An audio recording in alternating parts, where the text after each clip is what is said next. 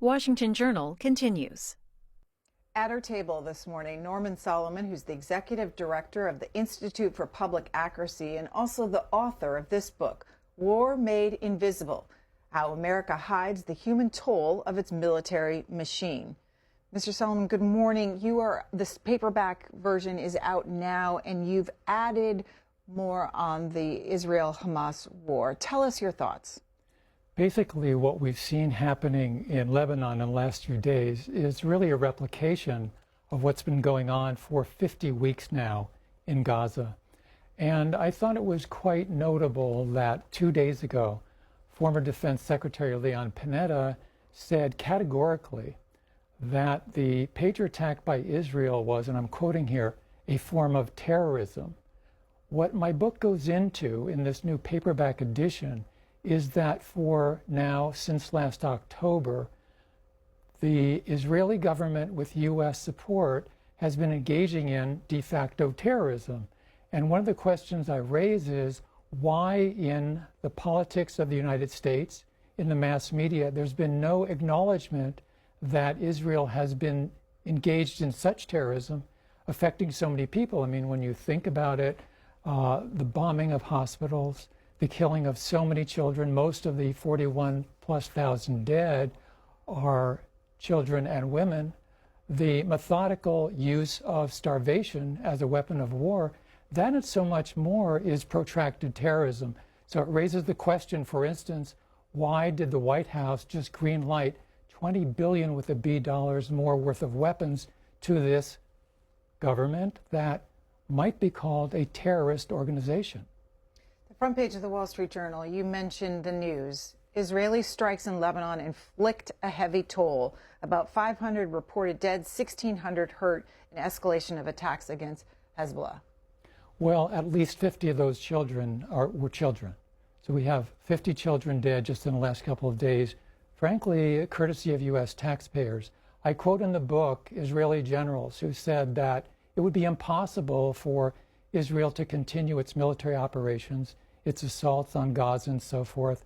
The way in which the Israeli government has been basically unhinged, one might say, without constraint. And this is one of the dynamics I explore in this new paperback, that for close to a year now, President Biden has acted like he's some kind of fly on the wall, some peace-seeking entity trying to, can't we just all get along, when actually it is the United States with its huge amount of military assistance to Israel that's making all this carnage possible. What is your response to lawmakers and others who say Israel had a right to defend itself and respond to what happened on October 7th? Certainly Israel had a right to respond to what happened on October 7th. That does not mean that they had a right to slaughter children, women, and others and use starvation as a weapon of war. I would cite, for instance, a very dramatic speech that the Maryland Senator Chris Van Hollen gave in February of this year when there was a debate over more military aid to Israel. And Van Hollen had just gotten back from the border area where huge numbers of trucks were filled with food and medicine and were blocked by the Israeli government. And so Senator Van Hollen said in a dramatic floor speech in the Senate, he said, this is a war crime.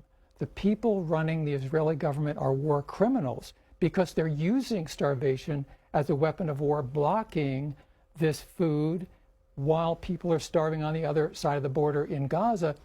Hours later, Senator Van Hollen voted for $14 billion more of weapons to Israel. So we must ask ourselves, not just February, but today, how is it that Republicans and Democrats on Capitol Hill and the President of the United States keeps funneling huge amounts of military aid to what former Defense Secretary Leon Panetta called a government engaging in terrorism? This is absolutely outrageous. And what do you think is the possible outcome of all this funding and the ongoing conflict there?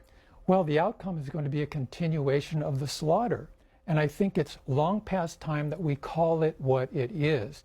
In the book, I note that in the first 6 weeks of the U.S.-backed assault on Gaza, the New York Times, the Washington Post, the LA Times referred to what was done to the people in Israel, that terrible attack by Hamas. They referred to that as slaughter 60 times, 60 different uses of the word slaughter for what was done by Hamas to Israelis on October 7th. How many times was the word slaughter used by those media outlets to refer to what Israel was doing to the women and children and others in Gaza? Once. We've had that kind of ratio. I also point out in the book when it comes to other words that express emotion, human empathy and so forth. We've had words like massacre. 125 times those media outlets used the word massacre to describe what happened to people in Israel. Twice, only twice was that word used to describe what Israel, with U.S. backing, was doing to the civilians in Gaza. Is that what the Institute for Public Accuracy does, is track this sort of rhetoric, language? Well, the Institute, and we're on the web at accuracy.org, we've been around for 25 years based in Washington. We're nonpartisan. We don't change what we have to say based on who's in the White House or running Congress. We have now several thousand experts. We are basically a consortium of policy researchers and analysts, and it's about getting outside the bubble of the Beltway, as the saying goes, and really having voices out there who speak not for corporate power, not for what Martin Luther King Jr. called the madness of militarism. It's about human beings and what policies do to their lives. Who funds your organization? We have a bunch of foundations. We're nonprofit, and we don't take any corporate money at all, no money from any political parties. What should the president have done in response to what happened on October 7th and how Israel has responded? And what should the vice president be saying now, in your opinion? Well, the president should have said, we don't fund ethnic cleansing. We don't fund the slaughter of children and women and other civilians in Gaza. We don't fund the apartheid state. And by the way, Human Rights Watch, Amnesty International, the Israeli human rights organization B'Tselem, they've all been saying for years in reports, Israel is an apartheid state. So the president of the United States should have said, we're not going to give money to this apartheid state to increase its ethnic cleansing and drop bombs, 2,000-pound bombs and other bombs, and give ammunition and weaponry to Israel while they're perpetrating these crimes against humanity. So that's what the president should have been willing to do instead of pretending that he's some kind of peacemaker. And by the way, this is a bipartisan problem. The Republicans on Capitol Hill are even worse. They're even more, so to speak, bloodthirsty, which gets to the other part of your question. The vice president has been expressing more concern about the civilians in Gaza than President Biden. But expressing concern doesn't count very much unless you advocate a change in policy. And the only change in policy that's really going to make a difference, not compassionate words, is to cut off the funding, cut off the flow of weapons through the pipeline that's making all these protracted, ongoing daily massacres possible. I should add that the other candidate for president that is looming, Donald Trump, would be worse. There's no doubt that Donald Trump would be worse for the people of Palestine than Vice President Harris. Why do I say this? Because for one thing, Donald Trump has said point blank that Netanyahu, the head of the Israeli government, should, quote, finish the job, which clearly conveys that he wants even greater slaughter to go on in Gaza. But there's more evidence than that. If you look at the 4 years when President Trump was in the White House, the policy towards Palestinian people was even far worse than what was the case under Obama and has been under the case under Biden. So it's not a great choice, but clearly if people in swing states are very concerned about the well-being of Palestinian people, the worst choice would be to vote for Donald Trump. Let's get to calls. Marvin in Chattanooga, Tennessee, independent. You're first, Marvin. Thank you so much for taking my call. And I will say that Mr. Solomon has actually answered my questions, which simply was, are we unconditionally tied to Israel for whatever they do with our resources. And the question I wanted to ask now, what would be the repercussions politically and financially if we withdrew our support from Israel? Thank you. Okay. Yeah, thank you for that question. Unfortunately, there's been essentially a blank check. Whatever Israel does, the U.S. government under Democrats and Republicans has simply gone along with it, said, oh, this is unfortunate, this is too bad, we wish that you would do a better job of safeguarding civilians in Gaza. As I document in this paperback edition of War Made Invisible, the fact is that no matter what is said out of the White House or from Foggy Bottom and the Secretary of State and so forth, Netanyahu and the people running the Israeli government, they're very savvy about U.S. politics. They know that the words don't matter. It's the flow of weapons and ammunition that they care about. And that gets to the other part of your very good question. I think the repercussions would be, in terms of global results, a lot of support from a lot of governments and especially people around the world, including what's called, and especially what's called, the Arab Street.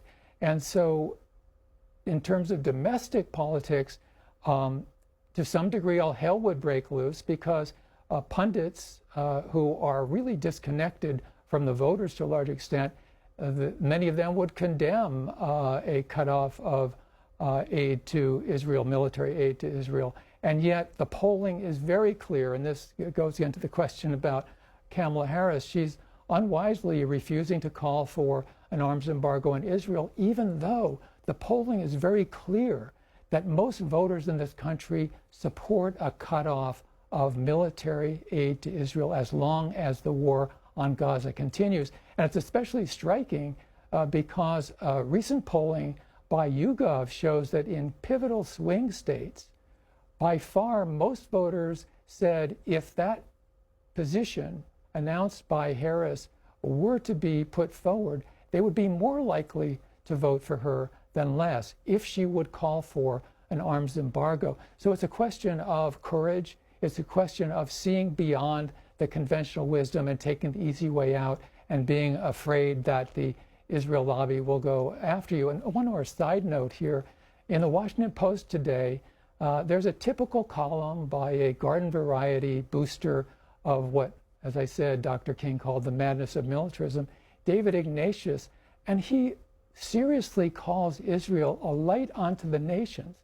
Can you imagine an apartheid state, a government that has been slaughtering children and women and others in Gaza, as I say, that has been engaged in ethnic cleansing, not only in Gaza, but the West Bank. And here this eminent, often praised, top-tier columnist at the Washington Post, David Ignatius, is telling us it's a light onto this nation, onto the nations, onto the world. So I would just sum up to say, hey, this is bass-ackwards. This is wrong. We have to reorient ourselves. What role and responsibility is Hamas playing in all of this? And how does any country respond to the way Hamas conducts itself? That's a good question. I think Hamas should be condemned for what it did on October 7th. It was an atrocity. It was 250 atrocities plus taking the hostages into Gaza. Totally reprehensible, as is all attacks on civilians. That was a terrible set of atrocities. And since the United States does not fund Hamas, but does fund Israel, we have a special responsibility here. We condemn Hamas, as we should. We don't give them a penny, but we give tens of billions of dollars in weapons to Israel. And if you look at historically, and as I did in this new paperback of War Made Invisible, when you look at what has happened on October 7th, it was a terrible atrocity. And now for the last 50 weeks, a much huger set of atrocities is going on every day in Gaza, courtesy of U.S. taxpayers. Janice in Chula Vista, California, Republican. Good morning to you. Good morning. First of all, I would like to say that You know that the United States is also giving funds and money to Iran, who is sending our money to Hamas. And the other thing I really want to make a comment about is, you guys have so many people on here anti-Israel, but I do not see very many people who come on here who are pro-Israel. And as far as the remark about Israel being an apartheid state, they're the only democracy in the Middle East. They have every race of people under the sun that live there. And Hamas is the one who is putting their own people in danger, not Israel. They put out pamphlets. They're giving food. They warn the people ahead of time. Hamas is stopping the people from even leaving. And the thing I would like for you guys to stop doing is lying about that. Because at the end of the day, I never hear anybody talk about those children that were killed in Israel, those beautiful children that were killed on a soccer field. All you people ever talk about is Palestine and Gaza. And by the way, I do remember that Israel gave up the Gaza Strip for peace. If Hamas laid their guns down, there would be peace. But if Israel lays their guns down, Hamas will slaughter them. And I'm really sick and tired of hearing the one-sided garbage about Palestine. Okay. All right, Janice, let's get a response. Yeah, thanks for your comments. There are so many misconceptions and falsehoods in what you said. We couldn't possibly get through all of them in the time that we have. But let me say this. First, as a Jewish American, I don't like the claim that somehow Israel represents the Jewish people. The Jewish people are very diverse. And also the reality is that Israel is not only an apartheid state, but it's one where there are two levels of citizenship.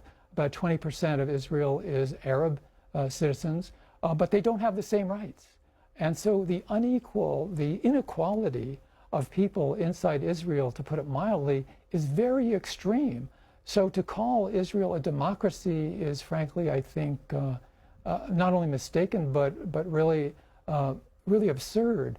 One of the precepts of my book, War Made Invisible, is that we have to get to a point where every human life is equally precious, not only in our eyes, but in policies. And unfortunately, we have in news media, and I differ with this idea that there isn't sufficient attention to those who suffered on October 7th. There's been tremendous media coverage, as there should be. There's been inadequate coverage of the suffering that has been experienced under the guns of Israel provided by the United States. So what I'm getting to, and this is the key point, is that we need a single standard of human rights. And unfortunately, tacitly and often explicitly, what we have is two tiers of grief that are taken seriously. We have one level of grief when it's an Israeli, when it's an American, when it's somebody in a country who's been killed by a designated enemy of the United States, such as in Ukraine. That compassion is totally appropriate. What's lacking is, on another tier of grief, the discounted approach to people who are tacitly denigrated as less important. And this is where we really have this inequity, not only in policy, but in media coverage and how we discuss human lives. What are your sources that you go to for accurate numbers, in your opinion? Yes, the United Nations. I have a lot of data in the book about what the UN has been saying. The health ministry in Gaza has for many years been proven to be basically accurate in terms of the suffering and so forth. We would go right now to today, where the health departments in Lebanon have calculated 50 children killed in the last couple of days, thanks to the bombardment. So we really need to evaluate the sources and realize that there are often agendas running, and try to look at a multiplicity of those sources. Well, what do you say to viewers who would say, you've just cited Lebanon, the government of Lebanon, the government of Gaza, the Ministry of Health, and the United Nations. And the United Nations. What do you say to viewers who would be skeptical of those organizations? The United Nations is largely dominated by the U.S. on the Security Council and so forth. The United Nations Secretary General is only in office courtesy of a veto power not being exercised by the U.S. government. So the United Nations isn't this kind of biased entity. It's giving us data that I think is very valuable. The president will speak before the United Nations General Assembly today in New York. The headline in the Washington Post: Mideast tensions loom over Biden's last big UN meeting. Below that headline in the Washington Post is this one: Iranian president vows response to killing of Hamas leader in Tehran. And the Iranian leader also giving remarks today in New York at the UN General Assembly. Your thoughts? Well, it would be a really refreshing change if President Biden could speak to the United Nations and say that the Middle East, for one thing, is a region that should not be dominated by any power, and that the U.S. will henceforth not serve the interests of Israel alone, but look at a totality of the region and see how we can, for one thing, denuclearize the region.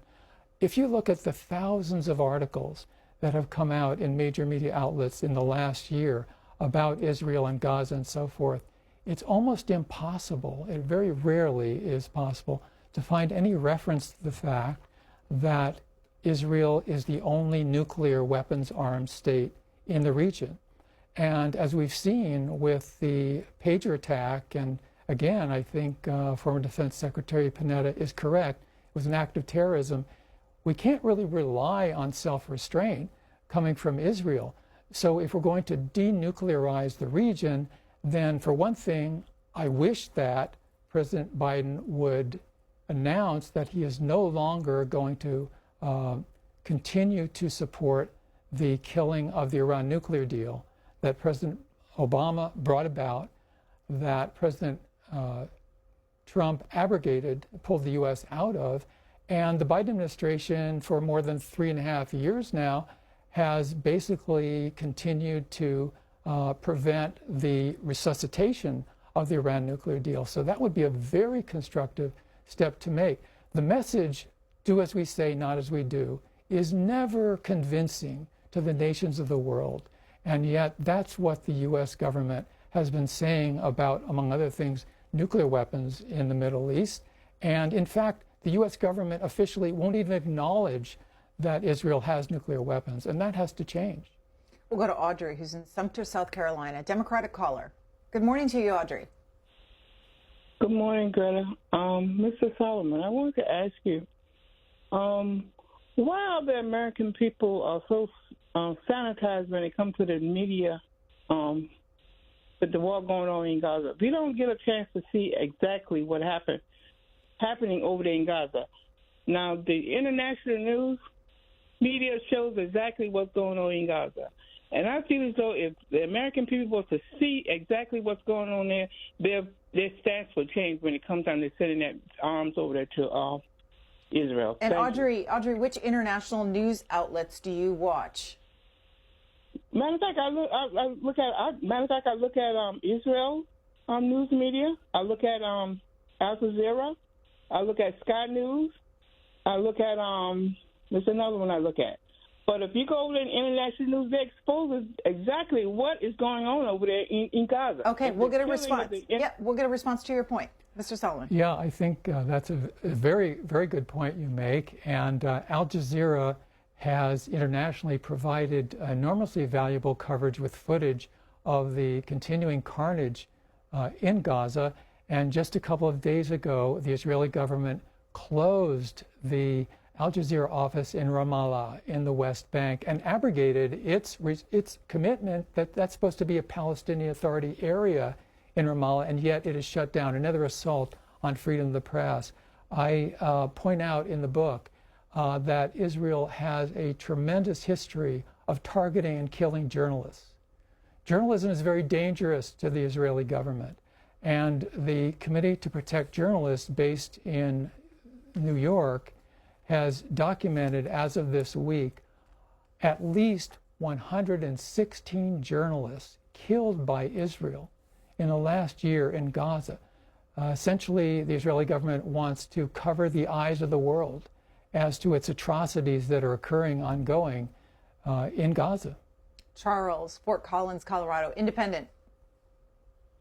Hi, I hope I have time to get this in. I want to start out by saying that I'm not anti-Israel. I'm anti-Zionist.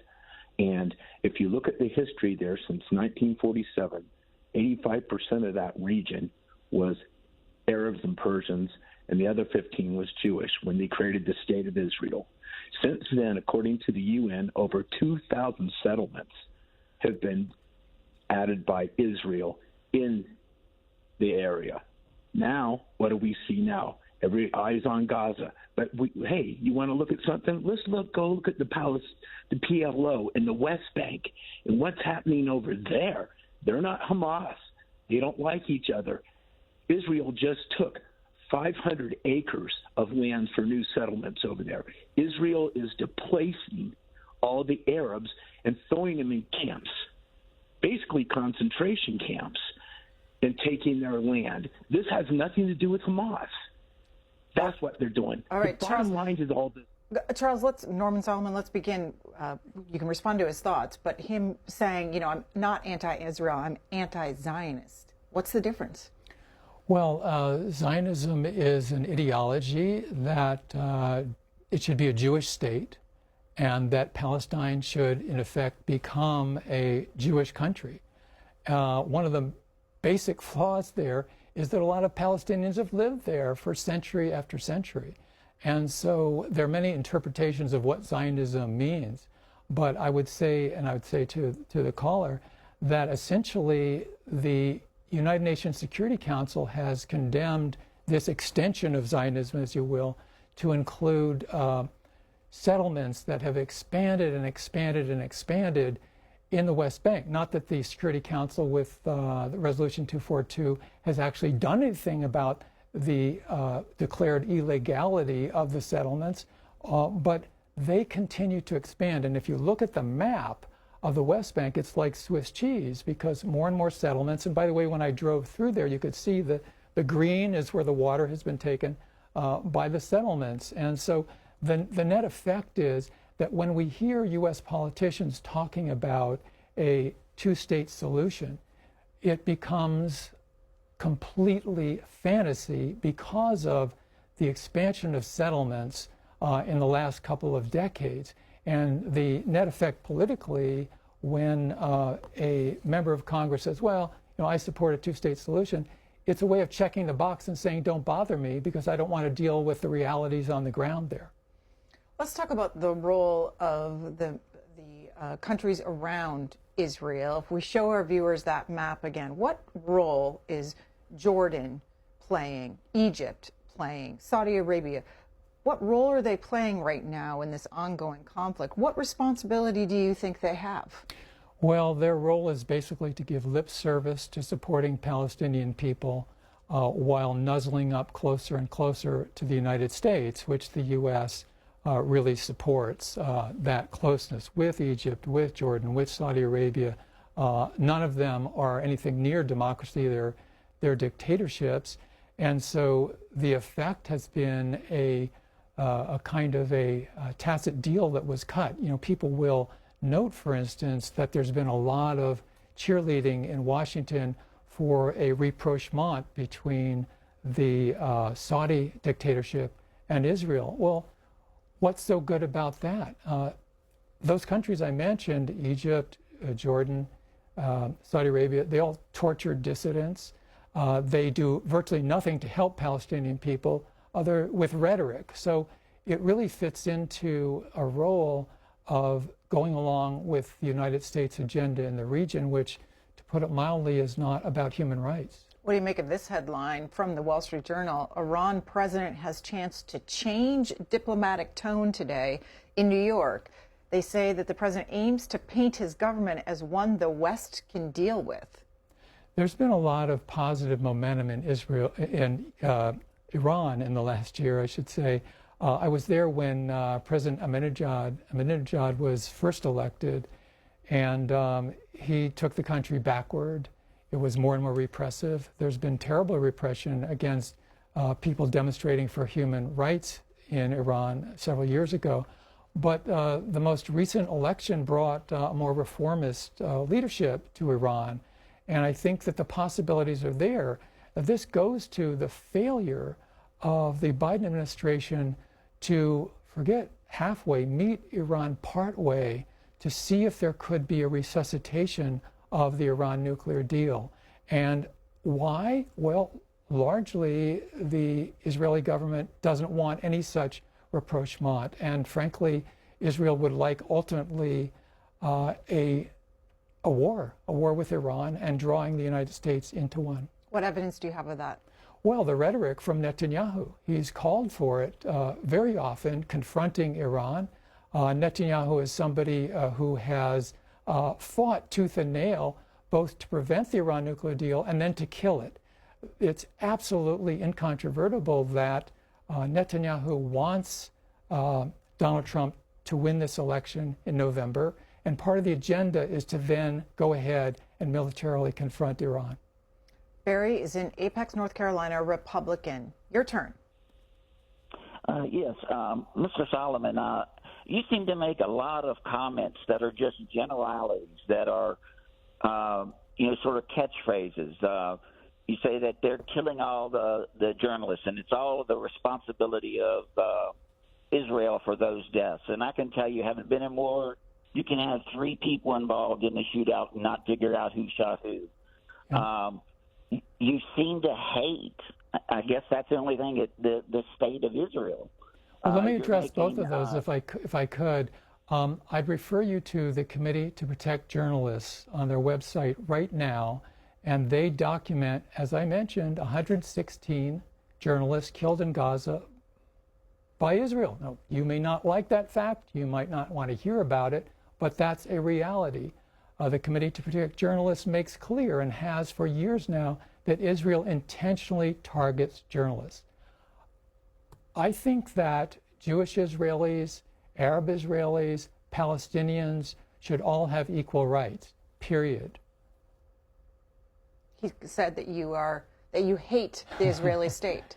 Well, I think that, I don't know if hate's the right word. I detested the apartheid South African state. I detest the apartheid Israeli state. I don't like when governments slaughter civilians. I think that the U.S. should not be supporting such activities. And let me just briefly add that the Secretary of State, Antony Blinken, for years has gone around talking about a rules-based order. And that sounds really great.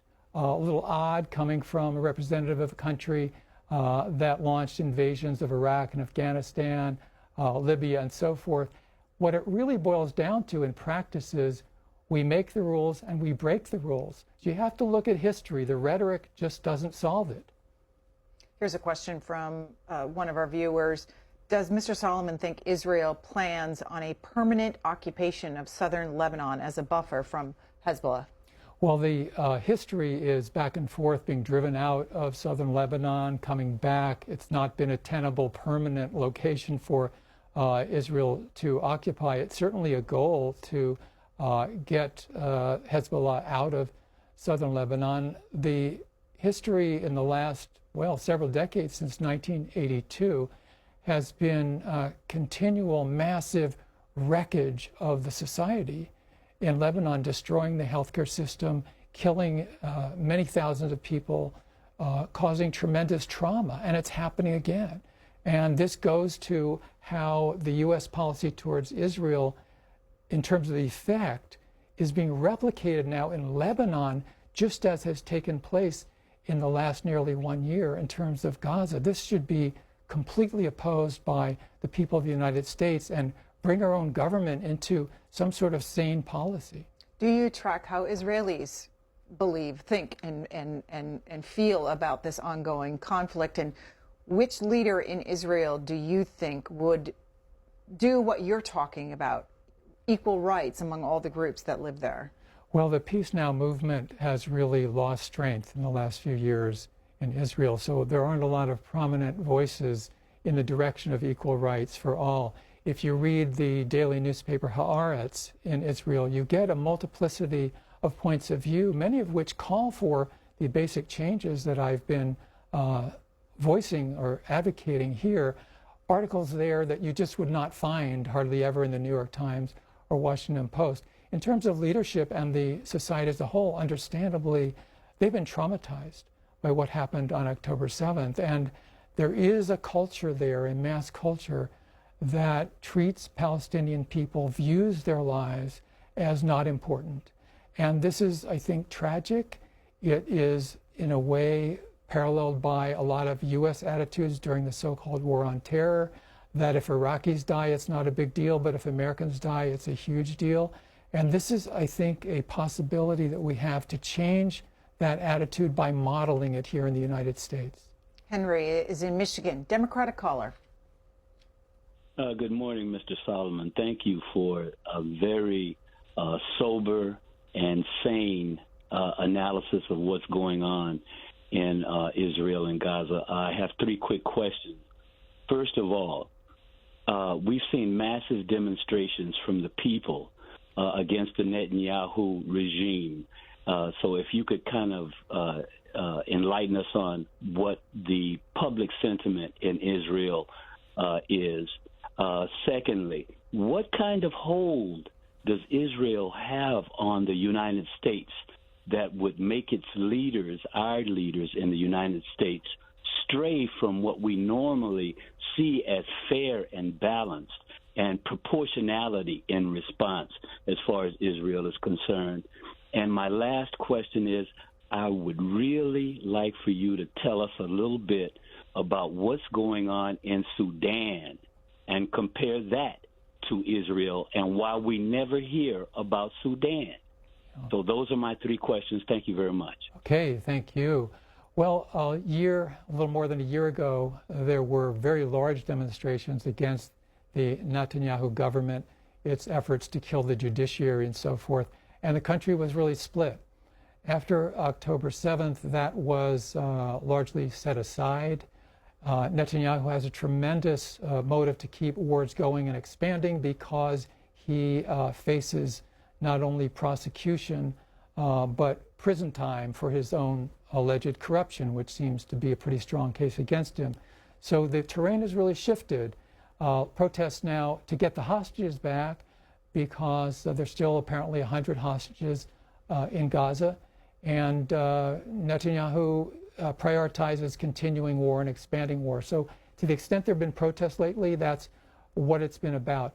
In terms of a hold, I think it's multifactorial in the United States. It's often forgotten that the biggest bloc of Zionists, if you will, in the U.S. are Christian Zionists. There's an organization of members, 10 million members of Christian Zionists in the United States, and they're very fervent for theological reasons to support the Israeli government. And I think that's as is with some of the mainstream Zionist Jewish organizations, it's a very anti-human rights position. It's against equal rights for everyone and tremendous pressure on Congress. We've seen what is the belief there, the fundamental belief there in Christian Zionists? Well, it's that first, by supporting Israel, it will enhance, as I understand the theology, a second coming. And so, therefore, Israel is a tool. Now, ultimately, a lot of those people, ironically, are very anti-Semitic, but they see Jews and Israel as a useful stepping stone to the future that they look forward to. We can't forget, unfortunately, that AIPAC, as the lobbying group, is tremendously powerful. They pledged and came through this year $100 million in campaign funds. They took out Jamal Bowman in the Bronx and Westchester in New York. They took out Cori Bush. And you remind me, if I can just briefly depart here, Cori Bush is a very courageous congresswoman. She's in till the end of the year from St. Louis. And she introduced a resolution in October, shortly after the tragedy on October 7th, for a ceasefire in Israel and in Gaza. And that's one of the reasons AIPAC targeted her, because she actually said, let's stop the killing. And that was antithetical to the fanatical Israel can do no wrong lobby. And I think this is a very notable fact, which I write in the paperback book of War Made Invisible, that there were 18 co-sponsors of the ceasefire resolution that Cori Bush introduced in Congress. Every one of them was a person of color. And many months went by, and still only 18 co-sponsors. And we should ask ourselves, why didn't one white member of Congress sign on as a co-sponsor?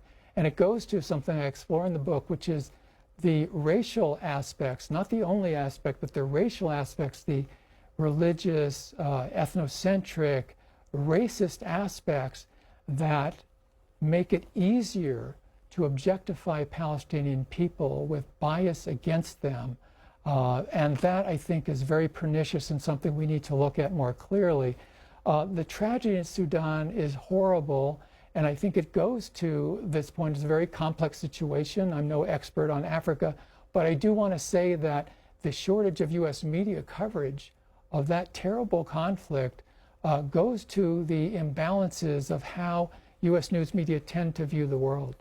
Sheila's next, Dayton, Ohio, independent. Good morning, Sheila. Oh, hello, are you there? Yes, we're listening. Okay.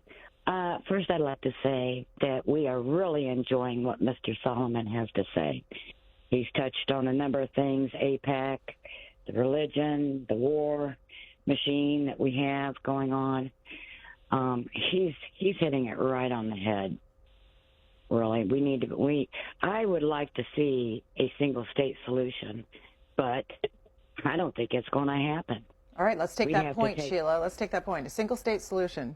Well, I think a two-state solution is pretty much dead for reasons I mentioned. The settlements are just really honeycombing the West Bank. Very difficult, but I think necessary to look for a, if you will, binational state or some kind of state that ensures the democratic rights of everyone.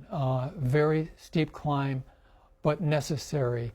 The caller mentioned, and thank you for the call, the phrase war machine. As it happens, that's the subtitle of my book, War Made Invisible, How America Hides the Human Toll of Its Military Machine.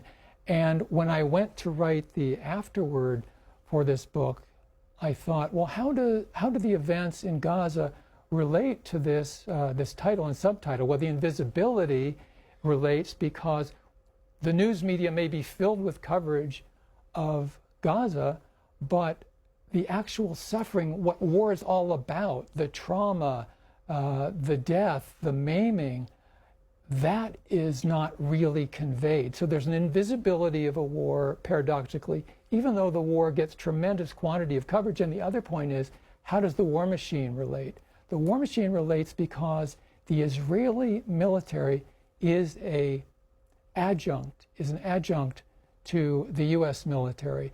It's a separate command structure. They might have some disagreements at times, but basically they're functioning in tandem in terms of the Middle East. CNN with a headline right now, moments ago, Israel launches targeted airstrike in Beirut. Yeah, targeted. I mean, this is just such a euphemism. The terrorizing of people in Beirut, the capital of Lebanon, is just horrific. And it's the Orwellian buzz phrase, targeted attacks, that are just cover for slaughter. And it's tragic no matter where it happens in the world.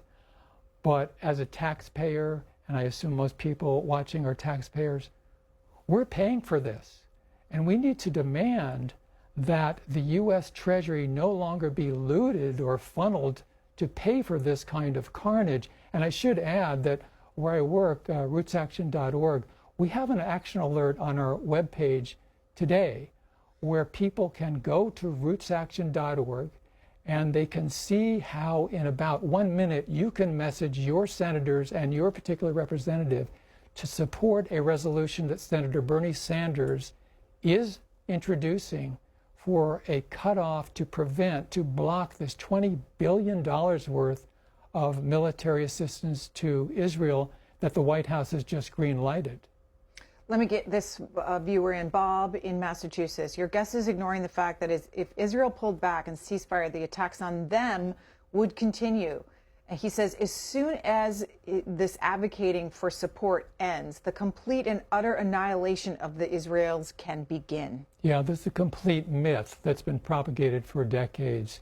I'd recommend to you the writing, for instance, of the Columbia University professor Rashid Khalidi, who points out that for decades, Israel by far has had the strongest military compared to all of the Arab states around it combined. The Air Force, the military power of Israel is frankly mind-blowing. And so this mythology, which goes back to Leon Uris' book and the Exodus film and Paul Newman and all that, this mythology that Israel is threatened militarily by the surrounding states, it's part of the messaging system that obscures the realities on the ground as Israel continues to slaughter Palestinians and now as well people in Lebanon. And you might ask yourself, why is it that the ratio of dead in Gaza and in past conflicts has been overwhelmingly killing way more Palestinians than Israelis? In the case of Gaza, close to 50-1. For every Israeli who has died, close to 50 Palestinians, most of them civilians, have been killed. Norman Solomon is the executive director of the Institute for Public Accuracy. You can learn more if you go to accuracy.org.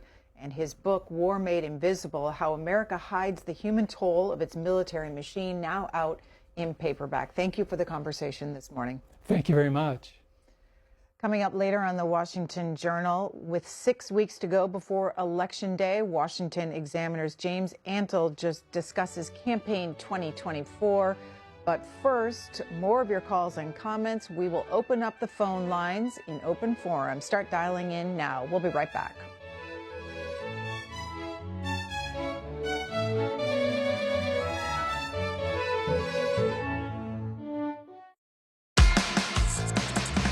Attention, middle